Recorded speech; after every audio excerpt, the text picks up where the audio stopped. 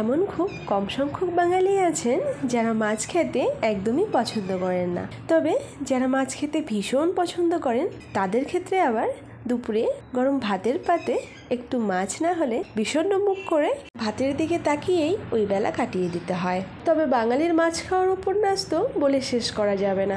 চলুন খুব সহজেই একটি মাছের রেসিপি আপনাদের সঙ্গে শেয়ার করছি। এইরকম বড় বড় ডিম ভর্তি পুঁটি মাছ হলে আমি ভীষণ চিন্তায় পড়ে যাই কোন পদটি বেশি ভালো লাগবে। তাই আর দেরি না করে শুরু করছি আজকের রেসিপি। নমস্কার, আমি তন্দ্রা, আপনারা দেখছেন আমার হেসেলে আজকের রেসিপি। আজকের রেসিপির জন্য যা যা এখানে নিয়ে নিয়েছি তা হচ্ছে একটি মিডিয়াম সাইজের পেঁয়াজ কুচি করে নিয়েছি, তার সঙ্গে ঝালের জন্য কাঁচা লঙ্কা আর লাগছে সর্ষে। এবার পেঁয়াজ কাঁচা লঙ্কা সামান্য জল দিয়ে একটু মিহি পেস্ট করে নিচ্ছি। ঠিক এরকমভাবে পেস্ট করে নিয়ে নেওয়ার পর এখানে নিয়ে নিয়েছি সর্ষে। এখানে আমি কালো সর্ষে নিয়েছি, আপনাদের কাছে থাকা যে কোনো সর্ষে আপনারা ব্যবহার করতে পারেন, তবে একটু বেশি ঝাঁঝের জন্য আমি কালো সর্ষেই ব্যবহার করি। এবার সর্ষেটাকে একটু ছেঁকে নিচ্ছি অল্প জল দিয়ে। সর্ষে বাটা অনেক সময় তেতো লাগে, তাহলে এই ক্ষেত্রে বলছি সর্ষেটাকে রান্না করার আগে যদি আধ ঘন্টার মতো রোদে দিয়ে রাখতে পারেন, অথবা বেটে নেওয়ার সময় দুটো কাঁচা লঙ্কা বা আদা দিয়ে বেটে নিতে পারেন, তাহলে বেশ ভালো হয়। তবে আমি এখানে আদা বা কাঁচা লঙ্কা কোনোটাই নিইনি, কারণ সর্ষেটাকে আমি কিছুক্ষণের জন্য রোদে রেখেছিলাম। সর্ষে বেটে নেওয়ার পর ঠিক এরকমভাবে ছেঁকে নিলে এর কালার বেশ ভালো আসে। মাছগুলোকে কেটে খুব ভালোভাবে ধুয়ে নিয়েছি। এবার যেহেতু মাছগুলোকে ভেজে নিতে হবে, আর তাই এর মধ্যেই দিয়ে দিচ্ছি সামান্য হলুদ, তার সঙ্গে নুন হলুদ দিয়ে দেওয়ার পর এবার মাছগুলোকে একটু ভালোভাবে মেখে নিচ্ছি। মেখে নেওয়া হয়ে গেলে এবার গ্যাসে একটি পাত্র বসিয়ে দিয়েছি, আর পাত্র গরম হয়ে গেলেই এর মধ্যে দিয়ে দিচ্ছি সর্ষের তেল। এই রেসিপিটি সর্ষের তেলে বানিয়ে নিলেই বেশি ভালো হয়, তবে কিন্তু আপনাদের সুবিধা অনুযায়ী আপনারা অন্য তেলেও এই রান্নাটি করে নিতে পারেন।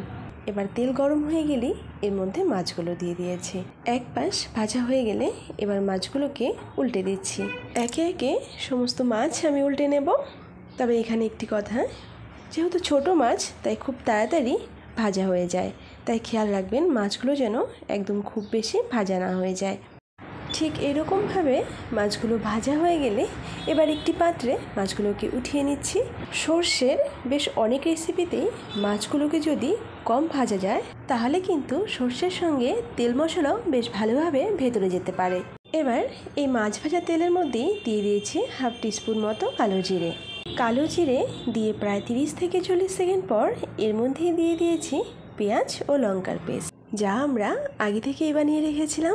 এরপর খুব ভালোভাবে মিশিয়ে এর মধ্যে রঙের জন্য দিয়ে দিয়েছি হলুদ, তার সঙ্গে স্বাদ মতো নুন। এখানে আমি প্রায় অনেকটাই ঝাল ব্যবহার করছি, তবে আপনারা আপনাদের সুবিধা অনুযায়ী ঝাল ব্যবহার করতে পারেন। দিয়ে দিলাম সামান্য লাল লঙ্কা গুঁড়ো, তবে এটা যেহেতু রঙের জন্য ব্যবহার করছি, আপনারা চাইলে এটা নাও ব্যবহার করতে পারেন। এবার খুব সামান্য একটু জল দিয়ে মশলাটাকে একটু ভালোভাবে মিশিয়ে নিচ্ছি। গ্যাসের ফ্লেম একদম লোতে রেখে প্রায় 2 থেকে 3 মিনিটের জন্য ঢেকে দেব। ফিরে এলাম প্রায় 2 থেকে 3 মিনিট পর।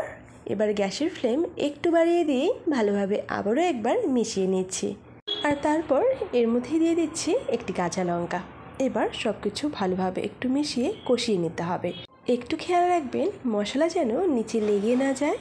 আর এরপরই খুব ভালোভাবে কষিয়ে নেওয়া হয়ে গেলে তেল ছাড়তে শুরু করলে এর মধ্যে দিয়ে দেব সামান্য পরিমাণ জল।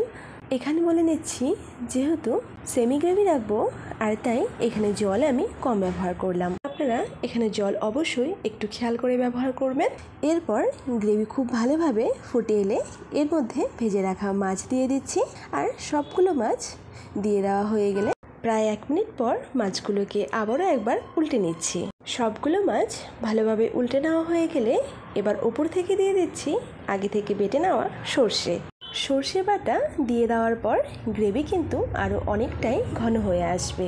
এরপর চারিদিকে যেন খুব ভালোভাবে একটু ছড়িয়ে যায়, তাই এইরকমভাবে একটু মিশিয়ে নিচ্ছি। তবে এই কাজটা আপনারা অবশ্য খুন্তির সাহায্যেও করে নিতে পারেন।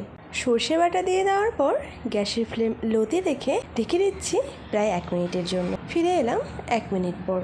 এবার এর মধ্যেই দিয়ে দিচ্ছি কাঁচা সর্ষের তেল। ঠিক এই পদ্ধতিতে আপনারা যদি বানিয়ে নিতে পারেন তাহলে কিন্তু সর্ষে বাটা কখনোই তেতো লাগবে না।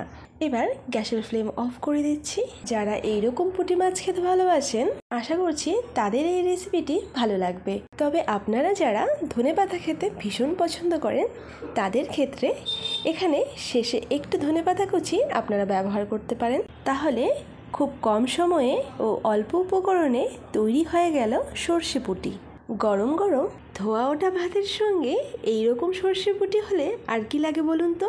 রেসিপিটি শেষ পর্যন্ত সঙ্গে থাকার জন্য অসংখ্য ধন্যবাদ। আর আজকের এই রেসিপিটি ভালো লেগে থাকলে লাইক শেয়ার করতে ভুলবেন না। আর ঠিক এইরকমভাবে বানিয়ে খেয়ে অবশ্যই আমাকে জানাতে ভুলবেন না আপনাদের কেমন লেগেছে। তাহলে দেখা হচ্ছে আবারও একটি নতুন রেসিপি নিয়ে।